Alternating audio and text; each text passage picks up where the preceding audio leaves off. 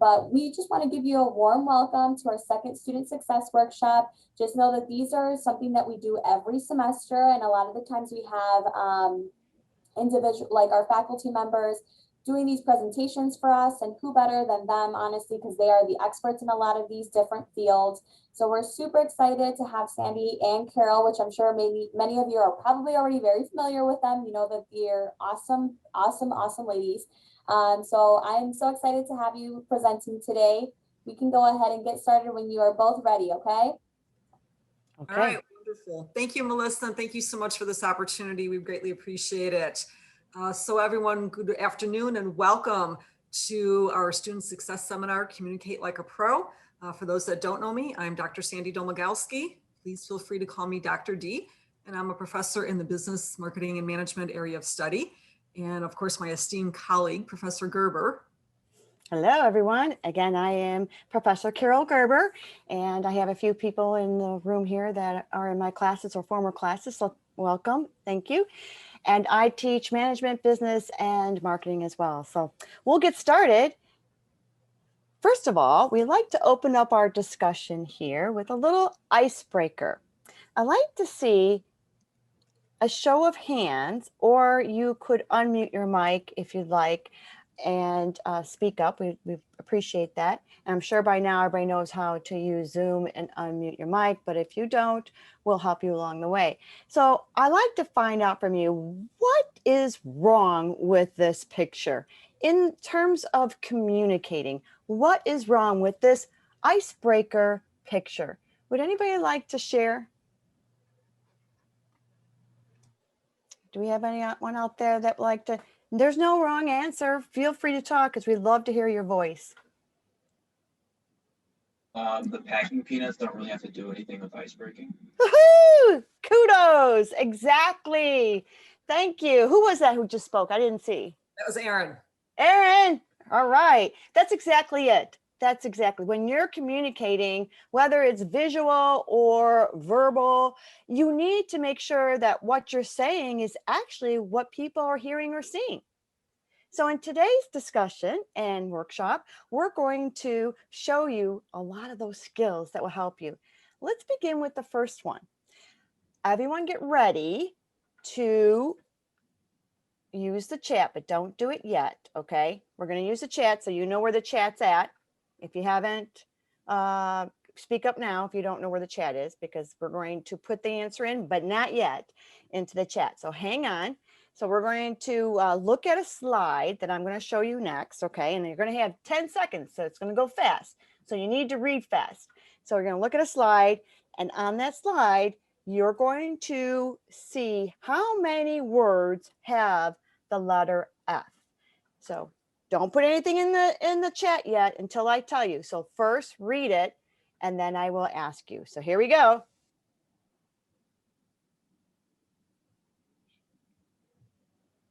Okay, 10 seconds are up.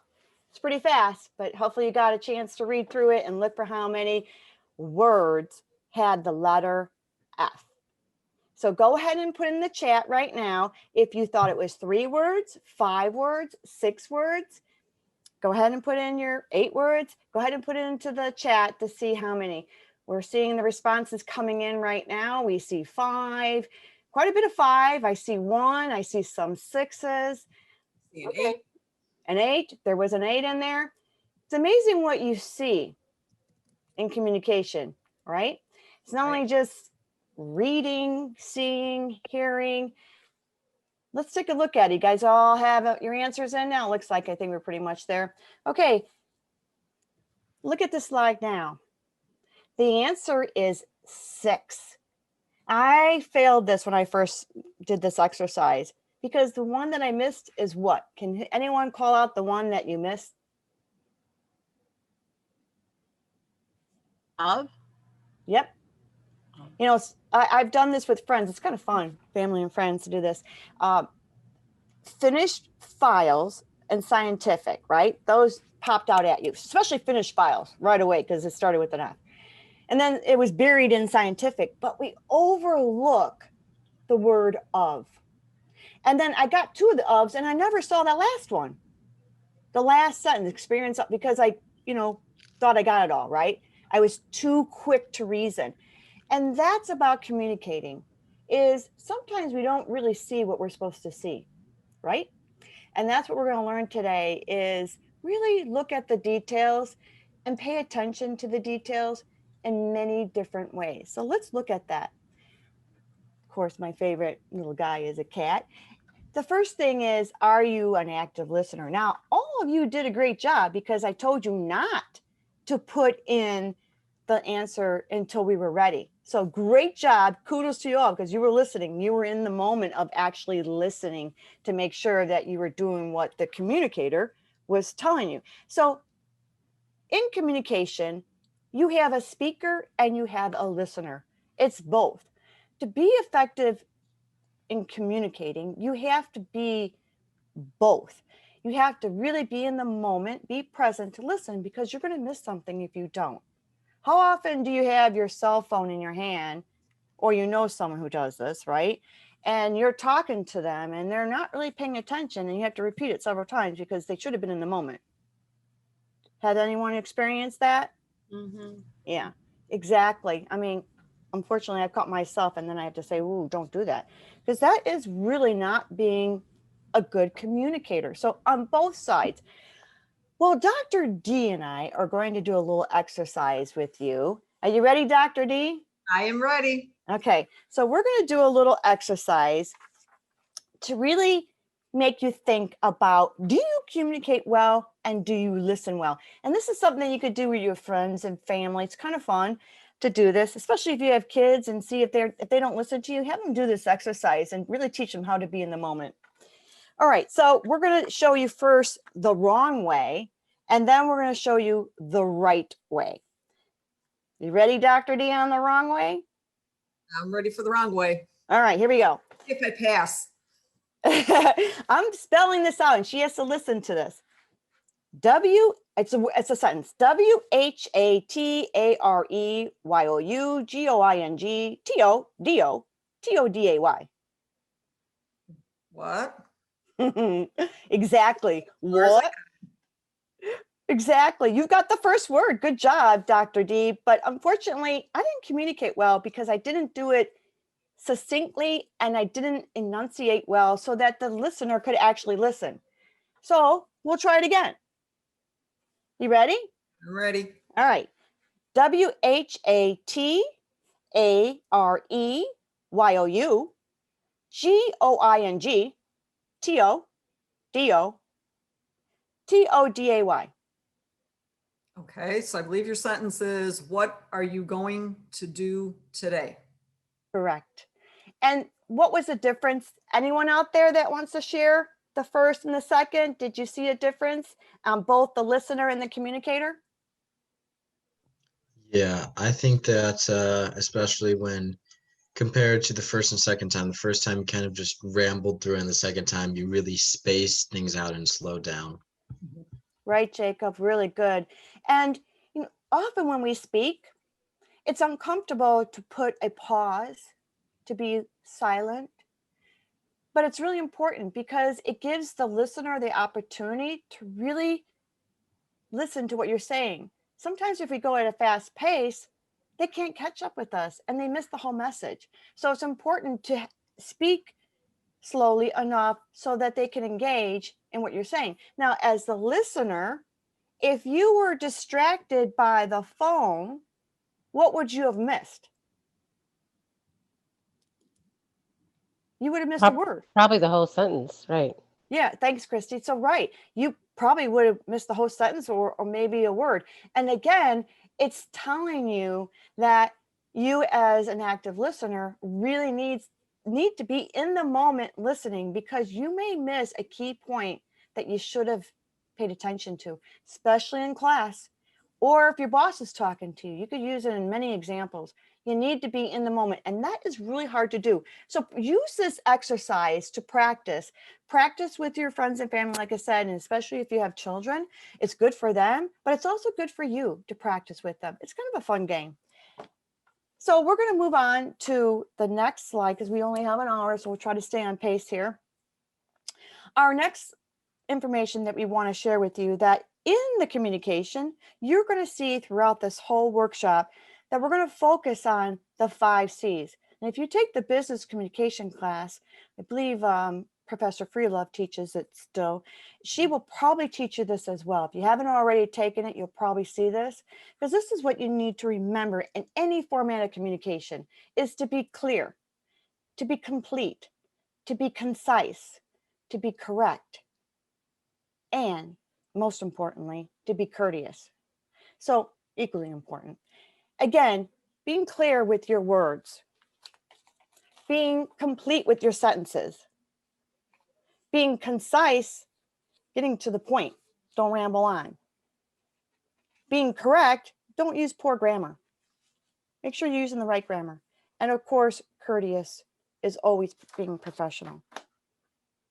All right, you guys ready to unlock the doors to success? Yes, did I hear? Woo-hoo! Yes. All right, well, we're going to show you 5 doors. We're going to show you this in a little fun game. It is like, let's make a deal game show. You have, 3 curtains, or what's behind the box, or what's behind the door. We have 5 doors. So we're going to make it enjoyable for you and fun and a little entertaining, because hopefully you'll remember the information that we're showing you. So we're going to start off with the first door, and we would like to get a volunteer. You don't have to do anything. Just tell us what door you would like us to work on first. Open up. Anyone? Or number 2. Number 2. Okay. 2. All right, 2 it is. What is behind door number 2? Woohoo! Email. Dr. D, take it away. I am going to take it away. So we have email, folks. Constant communication. We can't get away from it. There are days I just want to shut my laptop off so I don't have to hear that ding, ding, ding of all the emails coming in. But this is how we communicate a lot in business as well as here in school. So we want to talk about some of the different main components of email, and then we're also going to get into some of the etiquette of email. So if we look at the components here, we want to think about the format. There's many different reasons why we might be sending an email to someone. It might be inquisitive, to ask questions. It might be to send a quick thank you to someone for a service that they may have given to you, or an answer. Maybe you're applying for a job on that email, and that was the way you're supposed to apply for the job, is through the email system. So key parts to remember: first of all, your salutation, that greeting in your email. We want to make sure it is always in a professional tone. Now, if you're talking with your friends, it's going to be probably a little bit different. But when you're talking to your professors, your boss, a future employer, let's say, a vendor maybe even, we want to have something of either good morning or good afternoon or hello or hi, and using the person's name if it's appropriate. Now, saying something like, hey, yo, what's up? Not very acceptable when we're talking professional email writing. That might be something you do between you and your friends, but definitely not something you want to do with your professors, or again, that boss or future employer. When we look at the message, you want to think about keeping it concise, like we were looking at with the 5 C's, as well as correct with our grammar and our sentence structure. But we also want to make sure we're getting the information that we need to that person. I would highly suggest also consider, when writing your message, not to have one giant paragraph. Also consider using formatting. So things like highlighting or bolding, definitely using bullet points or a numbering system. Let's just say you have several questions that you need answered, whether it's from a boss or from one of your professors. If you bullet point those, it stands off the page for that receiver, and they'll make sure to answer every single question that you have, versus if it's crammed in one big paragraph, the reader might miss something in that particular paragraph. Also keep in mind, it is okay in emails, not every single sentence, but it is okay to have a 1-sentence paragraph occasionally. Sometimes your introduction, or when we talk about that closing, it might just be a simple sentence, and that's okay, which is very different from when we are writing a paper for our professors that we say 5 sentences or more. And I apologize, life happens and my phone is ringing, probably a telemarketer with that. But keep in mind, what is the message that you're looking to do? Your closing, folks, wrap things up in that email, whether it's thank you so much for your time, or please let me know if this date for the meeting is acceptable to you, or please get me the information by whatever date that you are seeking that information from someone else. but give some sort of little quick 1-sentence wrap up to that, maybe even 2 sentences. And then also always make sure you still sign your name. Now, I know we have our names when we open up the email and we can see where the email came from, but we don't want to appear lazy. It is still professional to close out that email with having your name at the very end. Just your first name is fine. If you want to be formal, you can do your first and last. And if you happen to have a title at your future employer, you can put that title as well. Maybe also have your email and or phone number as part of that closing, but still have something there as opposed to just leaving the person hanging. And also just as imperative, your subject line, making it understandable so that the person knows what this email is about. Because again, if we're thinking in terms of business, people in business, they're very busy. And so they're going to skim those email subject lines to see, is this something that's critical that I need to do now, or can it wait in 6 hours when I'm done with all of my meetings for the day and I can grab onto that at the end of the day? So something very clear, particularly if you're emailing your professors, questions about Marketing 110 project, questions about Management 257 assignment, something so that we know what this is about. Next slide, please. So here's an example, thinking of some of the things we've just talked about. I've done a brief example of some types of emails that I have actually gotten from students. Hey, Dr. D, what is the homework assignment? I have many questions. When is our test? When is the homework due? Thanks. Based on some of the things we just talked about, how can we improve this email? What are some suggestions? By adding a subject. We definitely need a subject, so that's totally missing there. I don't know. So the student's going to be lucky if I even open this email, because if it's blank, I might think somebody's hacked into an account and spamming. What else? Maybe bullet Change. points. Bullet points might be very helpful there. Particularly, I've got like 3 different questions in there. I got a sentence in the middle of all those questions. So maybe bullet point those out. I got somebody in the chat that says stating who I am. So again, we don't have, it just ends with thanks. Thanks who? I don't know. Even though somewhere in there it's going to tell me who the sender is in the top part of the email, it's still a nice way to close. You might also want to have like an introductory sentence. So hello, Dr. D. I have many questions about some class assignments. That might be your introductory sentence. And then you can give me 3 quick bullet points. When is the homework? When is the test? When is the homework due? And then, thank you for your time, or I look forward to hearing from you, and then your name. So lots of different ways that we could update this. And yes, noting the section the student is from. Thank you, Melissa. I hadn't even thought about that. So yes, if your teacher is a marketing teacher like myself, I may have 3 or 4 sections, or a business professor or Professor Gerber may have several management sections. Maybe let us know which section you are referencing so that I know, are you in my principles of marketing class versus are you in my advertising class versus are you in the sales section? So that goes a long way. Next slide. So we look at some quick etiquette, folks, for your email.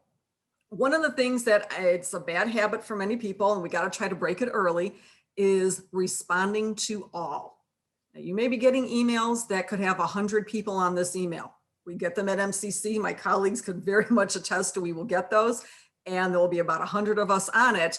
If you need to respond to the sender, please respond to the sender only, unless this is something that you believe everybody in that email really needs to be aware of.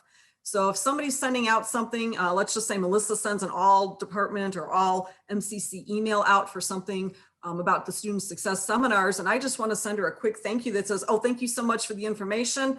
I should do that for reply to sender, not all, because trust me, all 100 people in the college are not really interested in hearing me thank Melissa just for sending me some information, or us as a group information.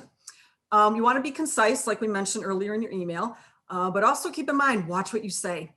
As much as we'd like to believe that the moment we and or the person we sent the email to hit delete, we know things are still out in cyberspace. Your company can always go back into emails and be able to retrieve those. So just be careful what you say and how you say it, but also not only because of the deleted part, folks, just be careful what you say so we don't offend someone who is actually reading that email. We want to check our tone.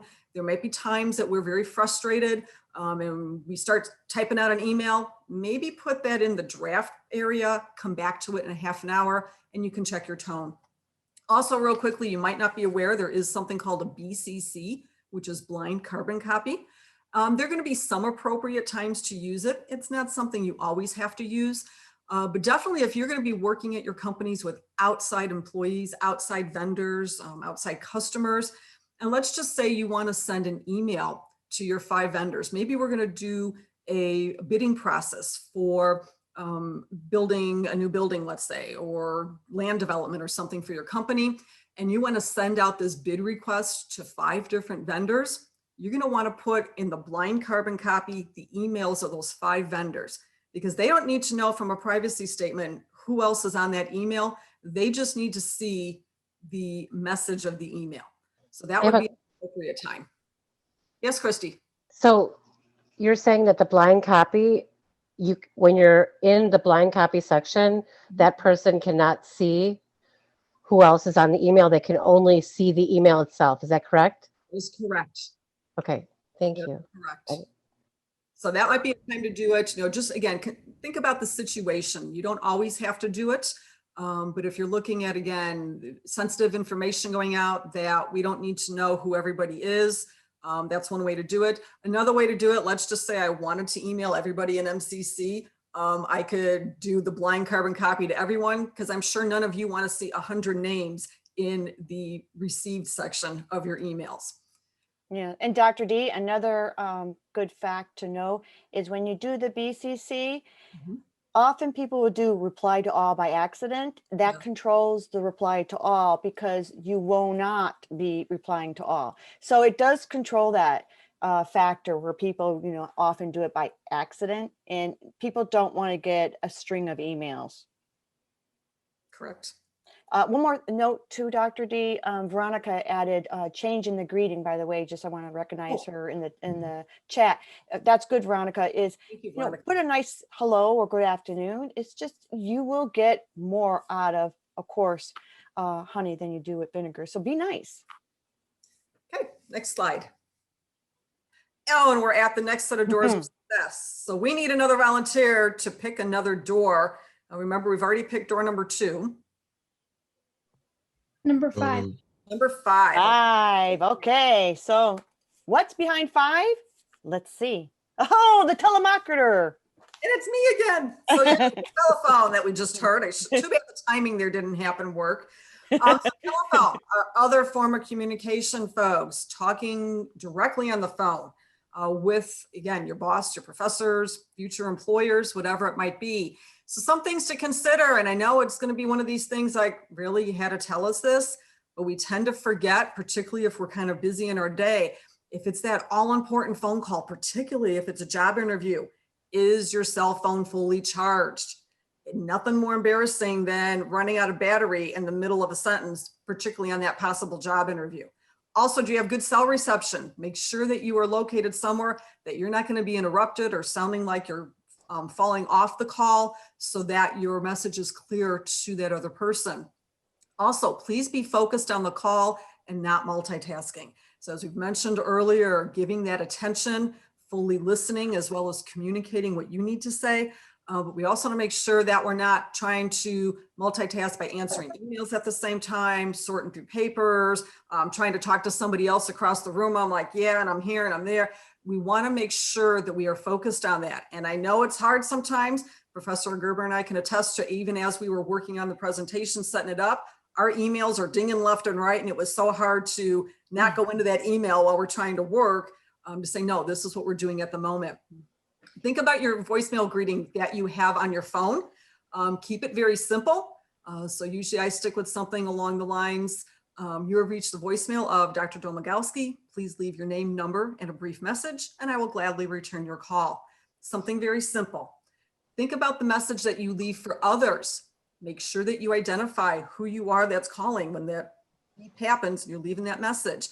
Indicate how to contact you. Don't assume that somebody's going to look at the caller ID to get your phone number. And what if you want them to call in a different number than the phone that you are actually using? Also state the brief purpose of your call so that that person has a little bit of an idea. Maybe they need to gather some information just before they call you back. Because I know I have received voicemails that students will leave and it's like, yeah, I've got a question about an assignment. and that's all I got. I don't know who the student is, what class it's for, what assignment, let alone how to call that student back. So please make sure you have done that. Next slide. So it's a little bit more etiquette, but before we do that, folks, real quick, look at the picture. Is there anything in that picture standing out to you?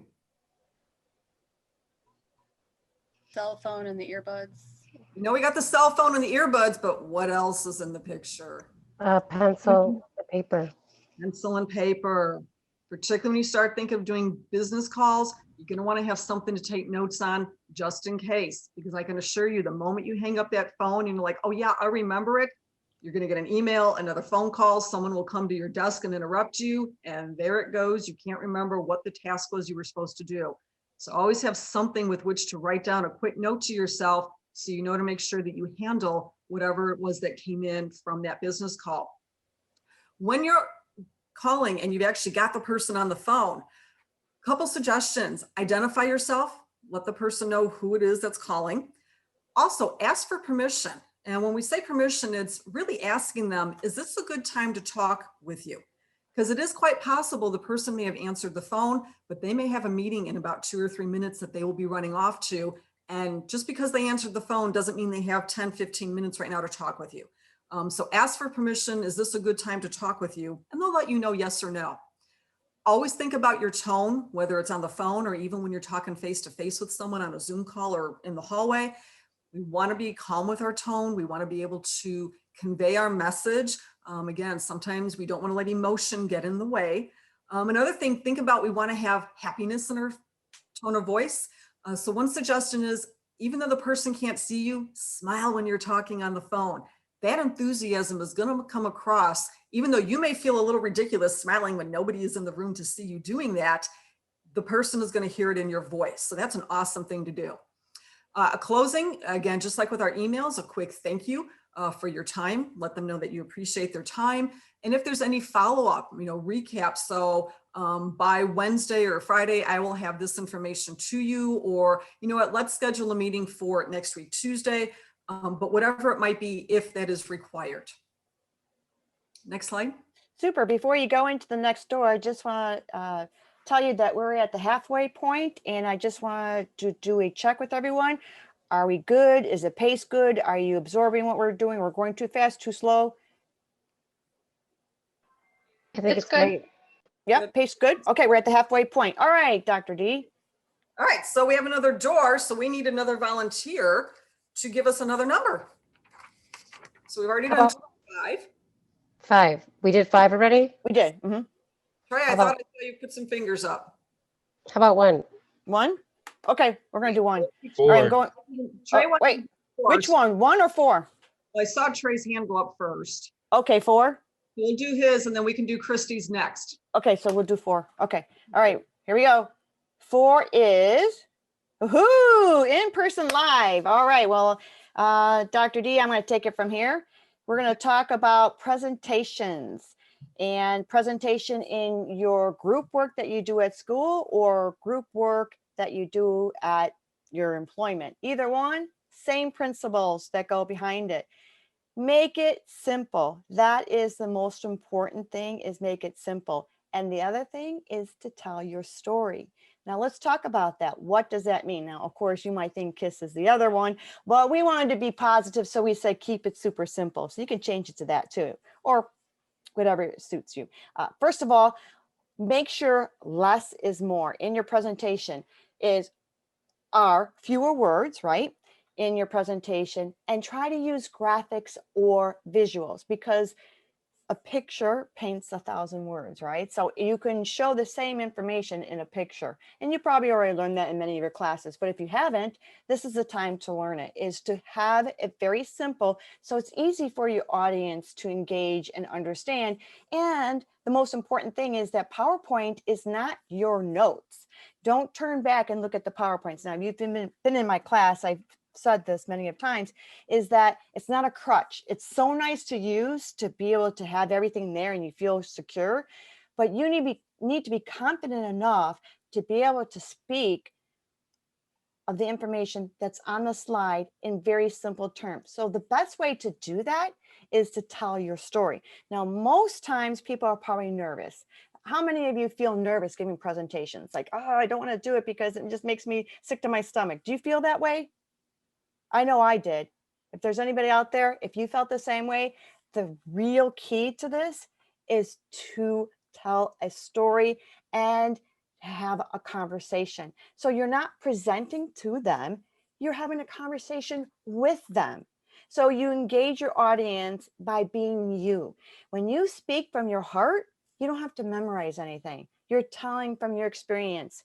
And that's the best way to present because people want you to succeed. Most people want you to do well. So be yourself, pace yourself, and make sure that you enunciate with clarity and take the pause when you need to.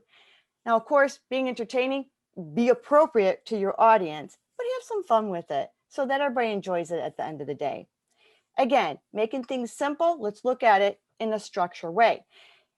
First, always thank your audience for being there. They didn't have to be there, so thank them for their time.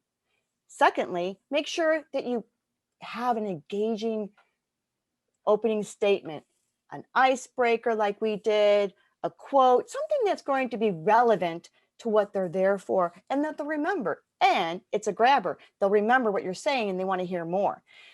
Use visual aids. Make sure that you ask for questions. Now, if you do use that technique for asking for questions and people raise their hand, especially if it's in person live, not virtual, this is actually live in person in a room, make sure you say, oh, about half of you, or maybe 5 or 10%.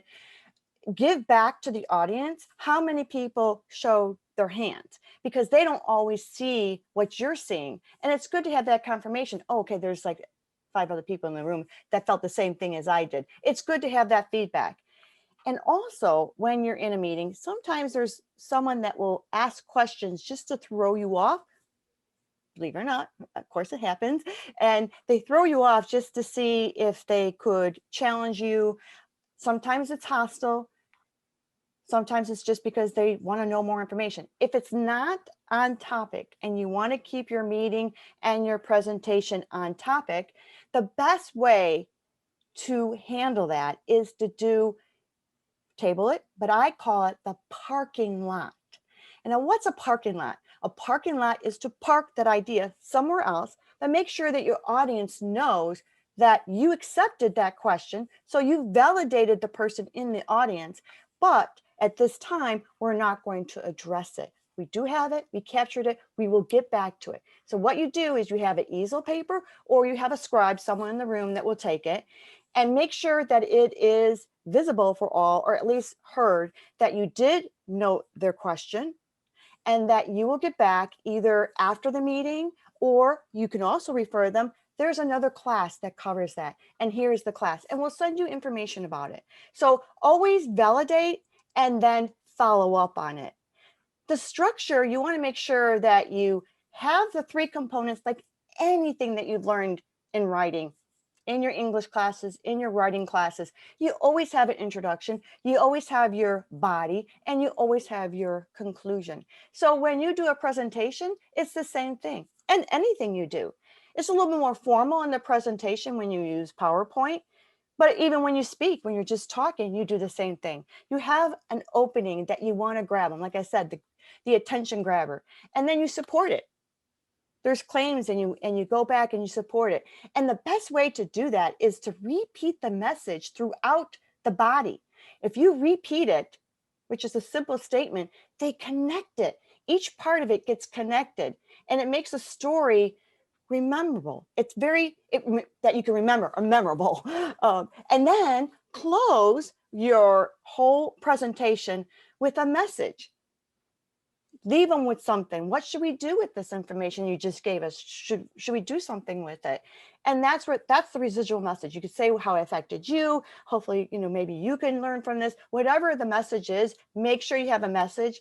And the very last slide, you may have Q&A before this one, but the very last slide that you do in all your classes and all your business presentations is thank your audience. Always thank them for their time. You need to be the winner in this, and that's how you win, is by making sure they're engaged, they hear a nice story, what's in it for them. You have to make sure that you put yourself into their shoes. What do they want? Is the topic relevant to them? Is there something, a skill that I'm going to get out of this today? And what's in it for me? If you've heard that before, the whip 'em, what's in it for me? What am I going to take away? It's not what you, the presenter, is going to take away. It's what the receiver is going to take away. So always remember that whenever you're trying to sell, persuade, convince, inform, it's for the audience. What are they going to do? And then move them to that decision. All right, we're going on to the next door, and we did 2, 5, 4. Someone said 1. Do we want to do 1? Yep, that was Christy's suggestion on the last one. And folks, keep in mind, again, even with just the stuff that Professor Gerber was talking about with presentations, that's something you can start thinking about. Many of you will be doing presentations in your classes, so you can easily adapt some of this information for a classroom setting, not just only presenting at your future companies. Thank you, Dr. D, because that's exactly what we do in our classes, right? Right. Okay, so we have number 1. What is behind number 1? Elevator pitch. Yes, we all love the elevator pitch. How many people go out, run into their instructor or potential boss or a client or whatever experience you have, and you say, oh, I wish I would have said this. Has anybody had that experience? Like you get lost for words? Mm-hmm. Yeah, out there? Well, I know I have. So we're going to talk about the elevator pitch. And what's the point with the elevator pitch? Does anybody know why it's called the elevator pitch? Now, I know you probably had this in class somewhere. We all teach it somehow, somewhere. And also there's been workshops, and there is going to be another workshop, which I encourage you to take. Anyone want to step up to say what it is with the elevator? I believe it's just, you've got that, it's that time that you have within like that moment where they really can't go anywhere, they can't do anything, so you have that little bit of time to be able to pretty much sell yourself within that box, being the elevator. That's right, Lily, thank you. That's exactly it. It's like taking an elevator ride. You know, it's pretty short, and by the time the doors open, your moment of fame is gone, right?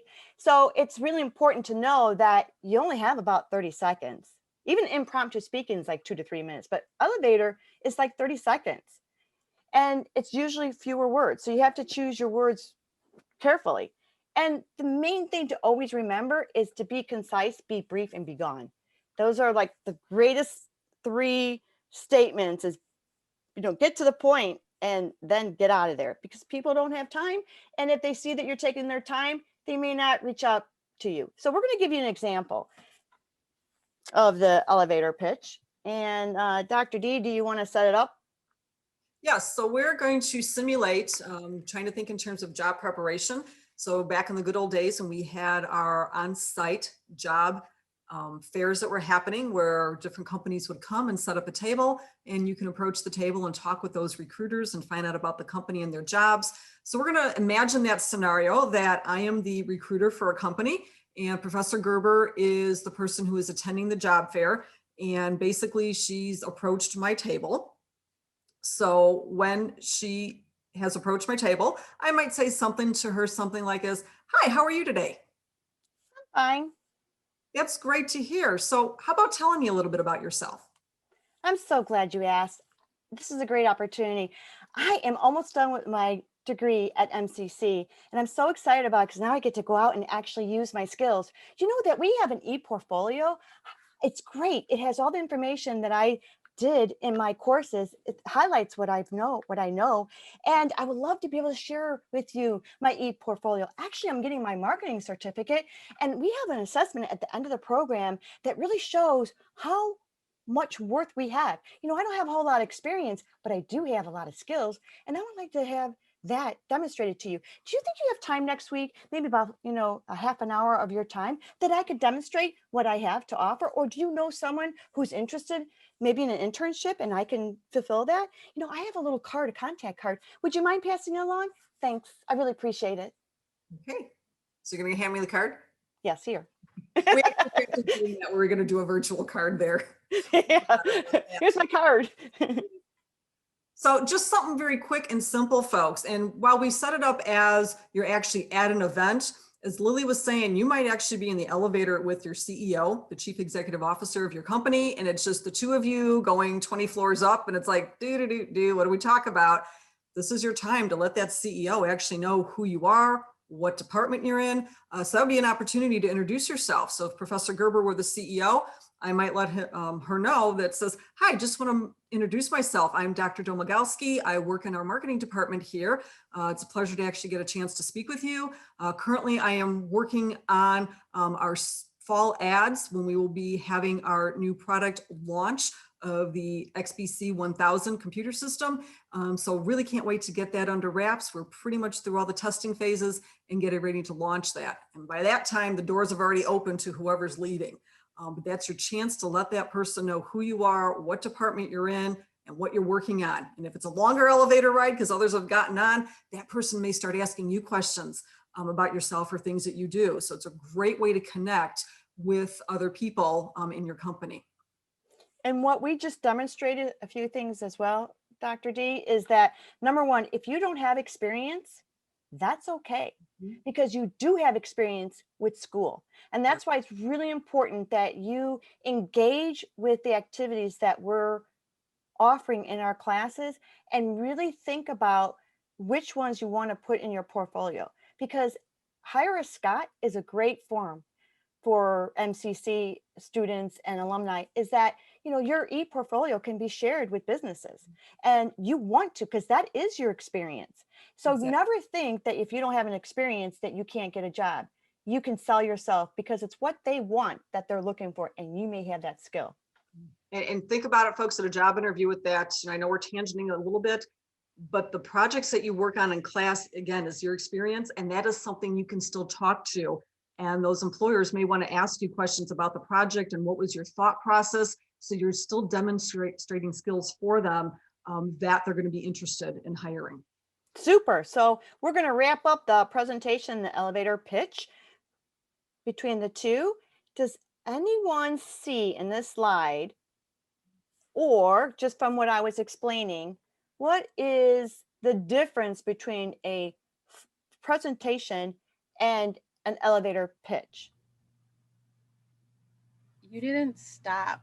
Like, you're kind of like, you're giving it all out there right away. Mhm. You're not giving them a chance to really kind of like answer questions or think too fast, because you're really trying to like get yourself out there. So I would say that would be the difference, where in the presentation you're taking that time to connect with the audience and get their feedback and see if they're connecting with what you're saying, where the other part, you're just wanting them to know who you are and what you do and how you can benefit them.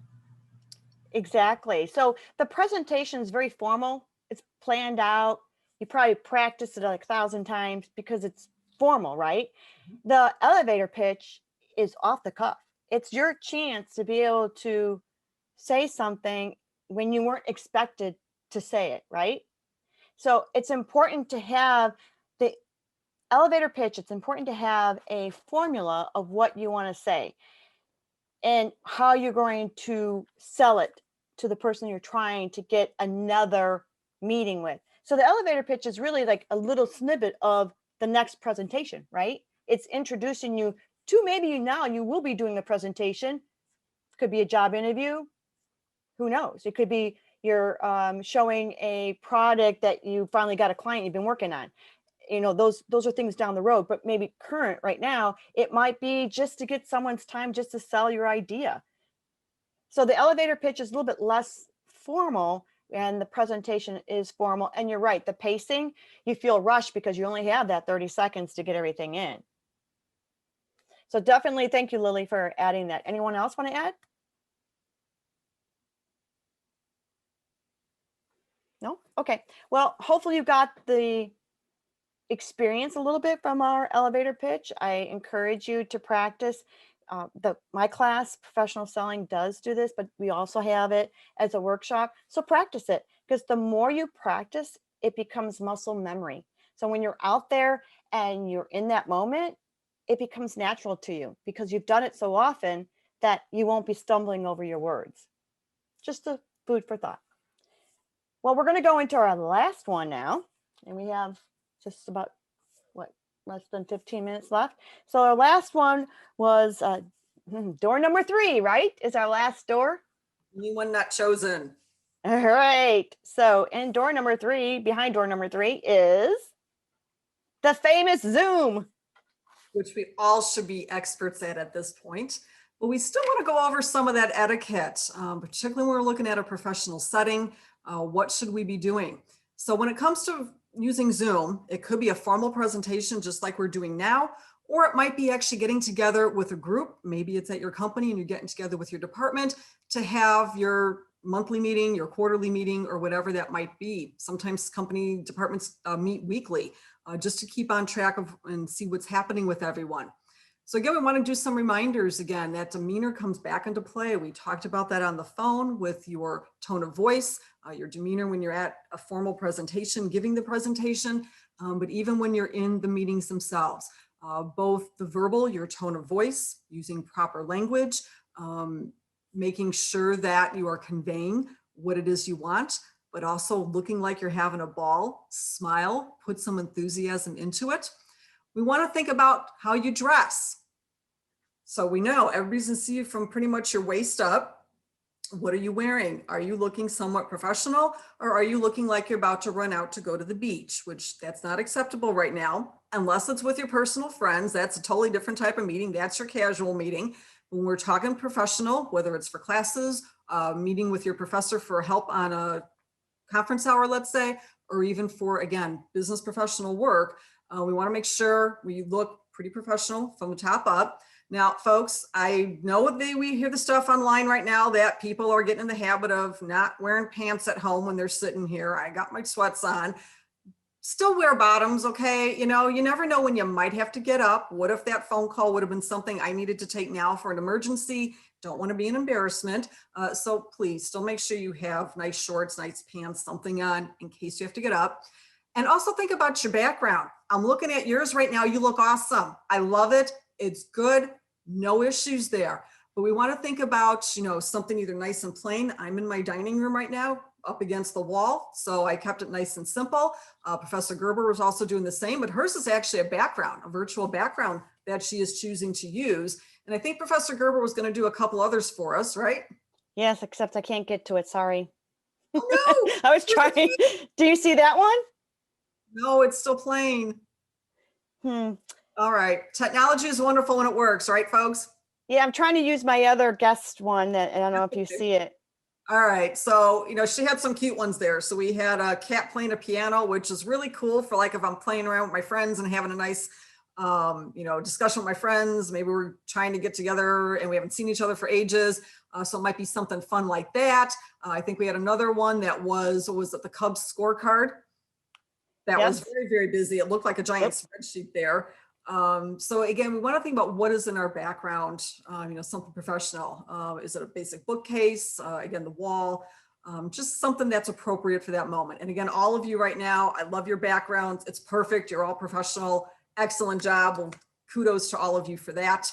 Next slide, Carol. Wait, I found it. Sorry, I was trying to get my mouse over. Let me show you because I was trying to get my mouse. So sometimes technology is not as easy as you would like it to be, but I think it's still important to see. So again, you have the option if you upgrade. I'm not sure of the basic package with Zoom, but you could put different pictures in the background. But again, like you said, be careful. Like you were saying with the cat, that might be fun for, you know, family, but you know, for doing an interview, maybe not. And then you were saying, Dr. D, that this one's a little bit too busy, right? Yeah, we're all be focusing on what does it say back there versus listening to what, if she's the presenter, what is it that she's saying here? You know, and a basic bookshelf is another great one to use. Looks professional, almost looks like she's a lawyer now, right? Right. Lots of different options there. And let's see. Thank you. Sorry, I appreciate your patience. And next slide. Okay. Oh, so our summary, our wrap-up session here of what we've done. So we've looked at these 5 different Doors of Success, 5 different ways to communicate. And we know there's probably a lot more, but these are some of the main ones, of course, that you will be using both at school as well as at your jobs. So question for you all right now is, what is one tip that you're going to take away right now and start using? And it doesn't have to be one for each, but what would be one out of all of them that we've talked about? If some of you would please share with us. I've never heard of the elevator pitch, so that's something that I need to think about, if I ever get caught in that moment and how to use that. Absolutely. And you never know, particularly in the business classes, some of them might have you randomly do that in class. Just one day say, all right, we're going to be doing random elevator pitches, and Carrie, let's hear yours. So it's a great way to practice not only the pitch, but also being put on the spot. Mm-hmm. And Dr. D, the elevators speech, branding yourself workshop, the job prep workshops is on Monday, March 15th from 1 to 2. There's no registration and there's a Zoom link. We can try to share information with you. If not, it's mostly, I would say, posted in our classes as well. Yes, I think most of your teachers have posted that particular flyer. So yes, if you want more help with elevator pitches, that's a great workshop to attend. You said Monday, March 15th? Yes, Monday, March 15th from 1 to 2. There's, again, no registration. Here, I can read off the number if you want, if you guys want the meeting number. So when you go into Zoom and you join a meeting, it's 913-903-47936. So 913-903-47936. That's the meeting ID number like you did for this one. Would be the same in Zoom. And again, Monday, March 15th, 1 to 2, the elevator speech branding yourself workshop. There's more workshops too with the job prep. There's resumes, there's job searching during a pandemic. So good information out there. Anybody else? I think I'm taking away to slow down and enunciate, and the email information that you gave about bullet pointing, shorten it up, be concise, less words. I mean, there's a time and a place you might have to send a long email, but if you do, again, think about that bolding, that highlighting, bullet pointing where you can, so that the person, if they need to skim, they could find exactly what they're looking for. I mean, I just recently, based on a project, had to send out a very long email to people that were working on the project with me. So there were some areas of paragraphs, but I also made sure, okay, here's like the highlight and bullet points of everything that we discussed, and here's what we're going to be doing going forward, as well as bullet pointing who was doing what piece of the puzzle and by what date. So it will happen, but most of our emails are short. I think I'll do that elevator pitch. I've been working on that forever, but I just can't seem to get to do kind of like what Professor Gerber was saying, was like to tell a story, relax, and just, selling yourself is not easy. No, it's not. No, but I haven't opened up our project yet in our class for Principles of Management, Lily, but we're going to work on some things, because that's one of the things I love to do, is to help you actually speak comfortably. Okay? Yeah. So we'll talk about that. Thank you, Melissa. She added the flyer in there. So if you guys are by a printer or your computer and you want to save it, it's in the chat. She put the file in there with the workshop flyer. Anybody else want to contribute, or we'll move on? Sorry, just a quick thing. I'm actually working on that right now. The one that I put in there was the student success workshop flyer. I am putting the job prep flyer up right now. Oh, you're right. Thank you. Thank you. Thank you. And then those in my class, the stuff is already in your extra credit section. So you actually have access to all the flyers as well already. True. Anybody else want to do another takeaway or something that you're going to use right away? I'm for sure gonna make sure that I, what is it called? Be more concise with my words, not like take so long to get to the point. Just make sure you get to the point and make sure it's well explained. Okay, excellent. Any last ones? I am gonna work on my elevator speech. I know I did one when I took Professor Gerber's class already, but I need to practice it more, so then actually I'm ready for when I need it. Okay,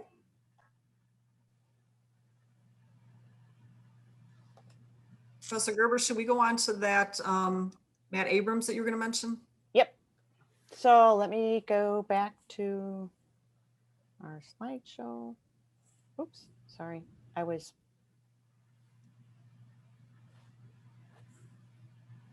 putting things into the chat. Well, actually in the chat is a link, and let me get back to the slideshow here. There we go. All right. So in the final parting thoughts that we have for you, and I just put it into the chat. If you like the exercises that we did today, you can learn more through the video that I have here in the link. Matt Abrams is a professor at Stanford University. He teaches strategic communication, and he will give you some great ideas on how to make it memorable. So Lily, this might be a good thing to watch as well. And so in some of these exercises, he gets you to open up and speak like in a conversation. We don't want, sorry. Actually, I don't want to click on that. Okay, that's him, but stop. I'm so excited about his video that I wanted to show you, but we don't have time right now to do that. But please, I encourage you to watch it. But remember the 5 C's of communication that we just talked about today. Does anyone want to put into the chat which ones they were that maybe, again, were that spoke to you that really rang a bell? Like clear, concise, being correct, work on the proper grammar, being courteous. I'd say courteous is pretty important, because if you're not courteous, no one's gonna ever want to talk to you back again. Thank you. Absolutely. Was that Aaron? Yes. Yes. Yeah, correct. I mean, that's really important to be courteous, because otherwise that you just lost them, right? And being proper with your grammar. I mean, if you're not proper, if you didn't take the time to proofread, then why should they take the time to listen, right? So it's important to make sure that what you're presenting is correct. So remember the 5 C's. And if you do, the key that you're going to get is that you will open the doors to success. We really appreciate your time. Does anyone else have any other question that we can answer? I really appreciate taking the hour out of your busy day. And remember, go and communicate like a pro. Do everything that you can do to make sure that you are communicating well. Absolutely. And with that, from Professor Gerber and myself, we'd like to say to you, thank you for attending. Please don't hesitate to contact us if you guys have any questions. We'll be more than happy to answer those for you. We'll be happy to stay for a few extra minutes if you did have any questions that maybe you didn't want to ask during the presentation. We'll be happy to do that if you have a few extra minutes. We hope that you learned a little bit from our presentation. Also, in doing a presentation by virtual, and sometimes technology doesn't always work for you. And the main thing you need to do is just keep moving. Mm-hmm. Don't feel stressed if something doesn't work well, because it happens. It happens, and the thing is, you just have to keep moving along. And if you practice well enough, you know how to pick up the pieces. So just another lesson learned out there. Thank you guys so much for attending today. Thank you. Thanks so much. Have an awesome afternoon, everyone. Bye. See you guys tomorrow. See you tomorrow. Thank you. Bye. Everybody else, nice meeting you.